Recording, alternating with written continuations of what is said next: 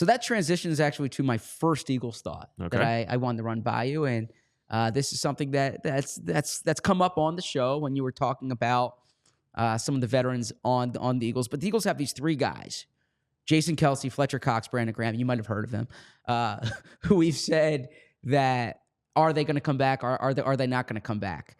And look, these are Eagles Hall of Famers, all three of them. I mean, in the case of Kelce and Fletcher Cox, two of the best players on the team last year. But I do wonder, and not to say Howie Roseman doesn't want them, okay? But I do wonder if there's a part of Howie where it's like, look, we've been planning for this.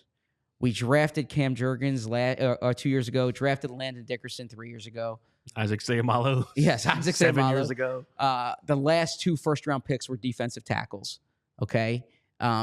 Keeping these guys is going to cost money. There's an opportunity cost. You talked on the show, was it yesterday, about Tommy Lawler's piece about the Eagles defense, about the Chiefs defense, how they let these guys play.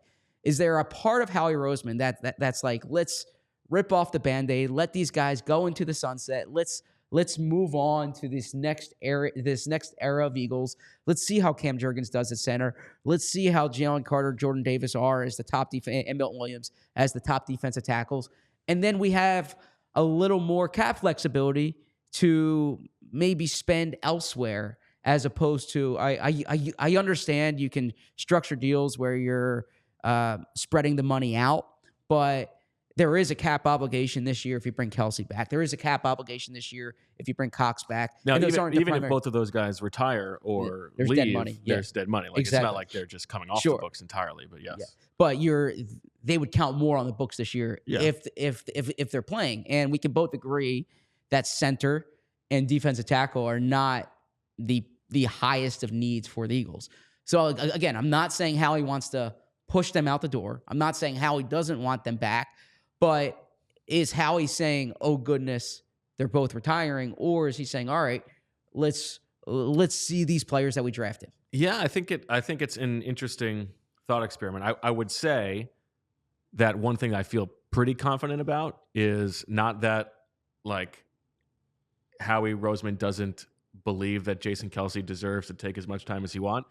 But I think if you gave him truth serum, he would want to know. Yes, like he wants to know one way or the other, just from a planning purpose, like, is he coming back or not? Does he want to come back or not? Because then I can, proceed. Instead of having to plan for 2 possibilities, I can just plan for 1.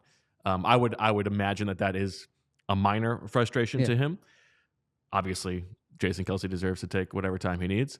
I think the history of what Howie Roseman values would tell me that like he has had opportunities to move on from these guys in the past, right? And those are the positions that he does value. And so even if, in theory, he might want to move on from those guys and has been planning for their departures, he hasn't chosen to in the past, right? And I don't know that he would, as you said, Fletcher Cox was maybe the best player on the defense last year. Are they ready to move forward with just Jalen Carter, Milton Williams, and Jordan Davis and backfilling from there? I don't know if he would be happy with that. And so I don't know. Where do you fall? Well, I think Kelce in particular, even though they have depth there, I think given the value that he has to the offensive line, having him back's not necessarily. I think they would love him back. Again, that's Jason's decision. And I do want to address one thing. I see Tracer Bullet says, I think the organization is still scarred from letting Dawkins walk, and they never want to go through that again. I'm not suggesting they would let either of those players walk. I think that now they almost let Fletcher Cox walk, and they almost traded Fletcher Cox in the past.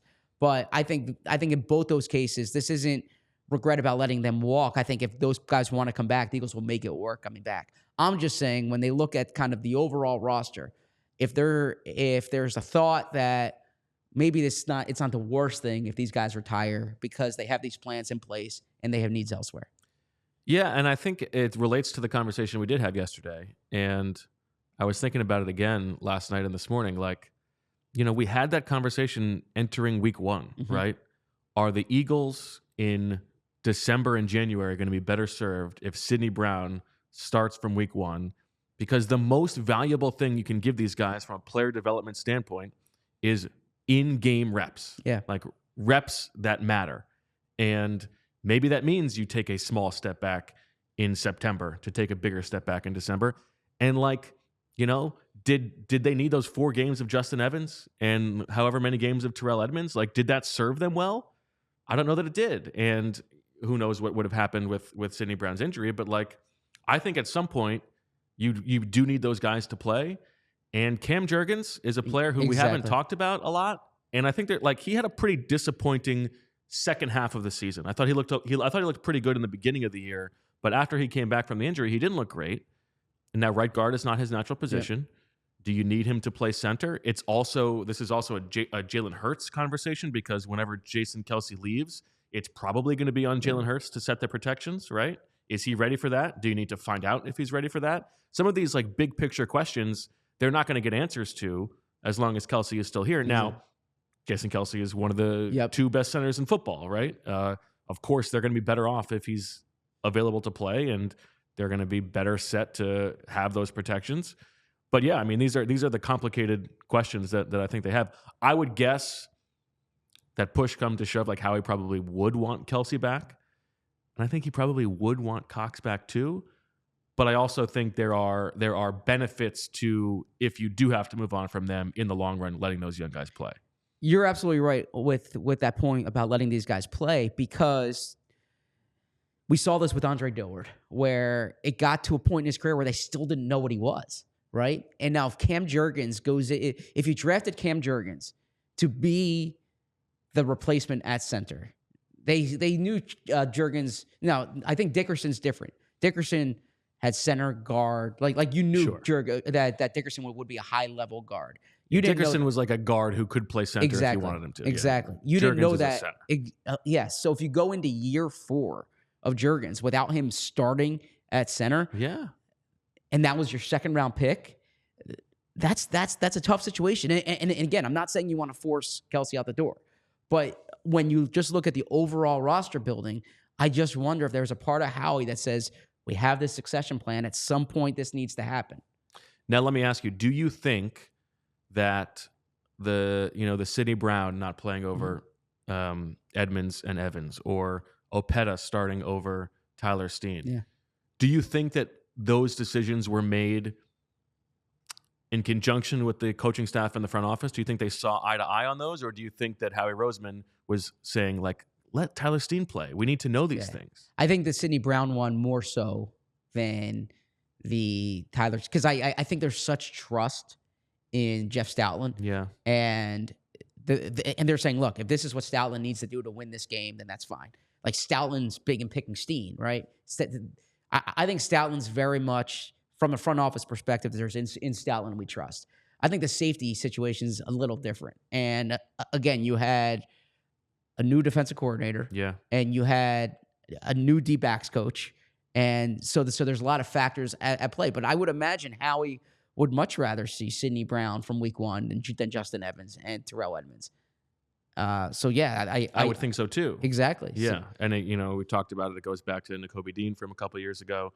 I know that it's like, what can we do to win on Sunday? But I do think that there is a bit of a myopia to some of those like personnel decisions. Like, at some point you have to make the investment and know that it might not look great right away, but you need to find out, and even more than finding out, like, that's how they're going to get better, is getting those reps. Yeah. Well said. So this actually goes to the next point. What about Graham, quickly? I think Graham's, because I don't think Graham costs you that much money. Yeah. I think Graham's just a roster spot that, and he's the 4th defensive end. Exactly. Yeah. So that one's a little different. And I think keeping Graham is as much for the locker morale as the production on Sundays, because he's not going to play that much if he's back. Yeah. We all silly like the mayor.